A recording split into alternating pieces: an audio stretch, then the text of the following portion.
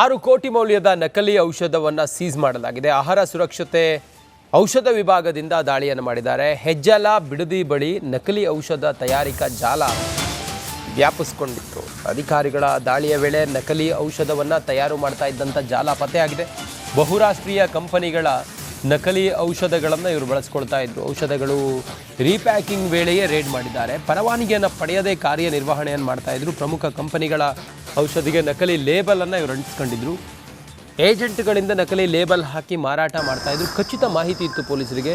ಈ ಆಧಾರದಲ್ಲಿ ಅಧಿಕಾರಿಗಳು ದಾಳಿ ಮಾಡಿದ್ದಾರೆ. 6 ಕೋಟಿ ಮೌಲ್ಯದ ನಕಲಿ ಔಷಧವನ್ನು ಜಪ್ತಿ ಮಾಡಿದ್ದಾರೆ. ಆಹಾರ ಮತ್ತು ಔಷಧ ವಿಭಾಗದ ಸಿಬ್ಬಂದಿಗಳು ದಾಳಿಯನ್ನು ಮಾಡಿದ್ದಾರೆ. ದಾಳಿ ಮಾಡಿ ಸೀಸ್ ಮಾಡಿರುವಂಥ ನಕಲಿ ಮೆಡಿಸಿನ್ಗಳನ್ನು ತಾವು ಗಮನಿಸ್ತಾ ಇದ್ದೀರಲ್ಲ, ಇದು ಮಲ್ಟಿನ್ಯಾಷನಲ್ ಕಂಪನಿಗಳ ಹೆಸರಿನ ಔಷಧಿಗಳನ್ನು ಇವರು ನಕಲಿಯಾಗಿ ತಯಾರು ಮಾಡಿ ಅದನ್ನು ಮಾರಾಟ ಮಾಡ್ತಾಯಿದ್ರು. ಲೇಬಲಿಂಗ್ ಮಾಡುವಂಥ ಸಂದರ್ಭದಲ್ಲೇ ಸಿಕ್ಕಿಬಿದ್ದಿದ್ದಾರೆ. ಸುಮಾರು ಒಂದು 6 ಕೋಟಿ ಮೌಲ್ಯದ ಔಷಧಿಗಳು ಇಲ್ಲಿ ಪತ್ತೆಯಾಗಿದೆ ಅನ್ನೋದು ಸದ್ಯದ ಮಾಹಿತಿ.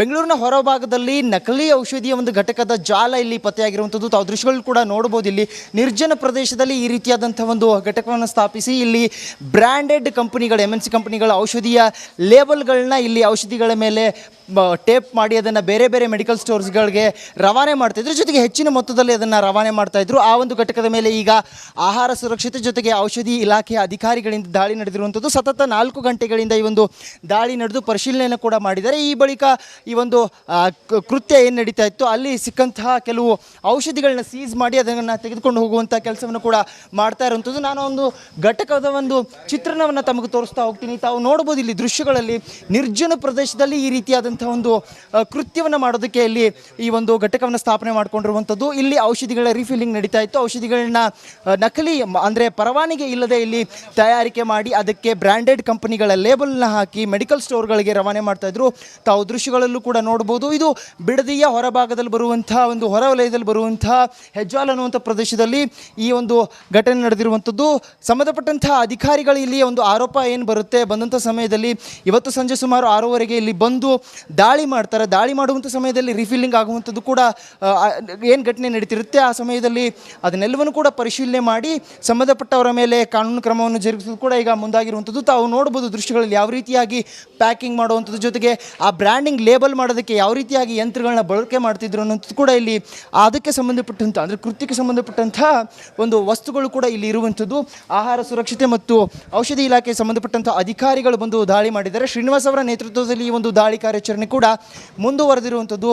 ಪರಿಶೀಲನೆ ಮಾಡಿದ ಬಳಿಕ ಸಿಕ್ಕಂಥ ಔಷಧಿಗಳೇನಿದ್ದಾವೆ ಅದೆಲ್ಲವನ್ನು ಕೂಡ ಸೀಸ್ ಮಾಡಿ ಆ ಬಳಿಕ ಅದನ್ನು ತೆಗೆದುಕೊಂಡು ಹೋಗುವಂಥ ಕೆಲಸವನ್ನು ಕೂಡ ಮಾಡ್ತಾ ಇದ್ದಾರೆ. ಈ ಒಂದು ಘಟಕ ಯಾರು ಸ್ಥಾಪನೆ ಮಾಡಿದ್ದು ಅಂತ ಅದರಲ್ಲೂ ಕೂಡ ಪ್ರಮುಖವಾಗಿ ನಿರ್ಜನ ಪ್ರದೇಶದಲ್ಲಿ ಈ ರೀತಿಯಾದಂಥ ಒಂದು ಮನೆಯನ್ನು ಅವರು ಮಾಡಿಕೊಂಡು ಅದರ ಒಳಗಡೆಯಾಗಿ ಬ್ರ್ಯಾಂಡೆಡ್ ಕಂಪನಿಯ ಲೇಬಲ್ಗಳನ್ನ ಅದಕ್ಕೆ ಟೇಪ್ ಮಾಡಿ ಬಳಿಕ ಅದನ್ನು ಬೇರೆ ಕಡೆಗೆ ಅದು ಕೂಡ ಹೆಚ್ಚಿನ ಮೊತ್ತದಲ್ಲಿ ಸೇಲ್ ಮಾಡ್ತಾ ಇದ್ರು ಅನ್ನೋಂಥ ಆರೋಪ ಕೇಳಿಬಂದಿದೆ. ಇಲ್ಲಿನ ಸ್ಥಳೀಯ ಪೊಲೀಸರನ್ನು ಕೂಡ ಕರೆಸಿ ಅವರ ಮುಖಾಂತರವಾಗಿ ಈಗ ಆ ಒಂದು ಕಾರ್ಯಾಚರಣೆ ಕೂಡ ನಡೆದಿರುವಂಥದ್ದು. ಸತತ 4 ಗಂಟೆಗಳ ಕಾಲ ಈ ಒಂದು ದಾಳಿ ನಡೆದಿದೆ. ತಾವು ಇಲ್ಲಿ ನೋಡ್ಬೋದು ಬ್ರ್ಯಾಂಡೆಡ್ ಕಂಪನಿಯ ಒಂದು ಸ್ಟಿಕ್ಕರ್ ಅಂದರೆ ಅದು ಲೇಬಲ್ ಏನಿರುತ್ತೆ FSSAI ಲೇಬಲ್ ಸಮೇತವಾಗಿ ಅದನ್ನು ಆ ಒಂದು ಔಷಧಿಗಳಿಗೆ ಟೇಪ್ ಮಾಡಿ ಆ ಬಳಿಕ ಎಲ್ಲ ಮೆಡಿಕಲ್ ಸ್ಟೋರ್ಗಳಿಗೂ ಇದನ್ನು ರವಾನೆ ಮಾಡ್ತಿದ್ರು ಅನ್ನುವಂಥ ಈಗ ಗಂಭೀರ ಆರೋಪ ಕೇಳಿಬಂದಿತ್ತು. ಅದಕ್ಕೆ ಸಂಬಂಧಪಟ್ಟಂತೆ ದಾಳಿ ಕೂಡ ಆಗಿರುವಂಥದ್ದು.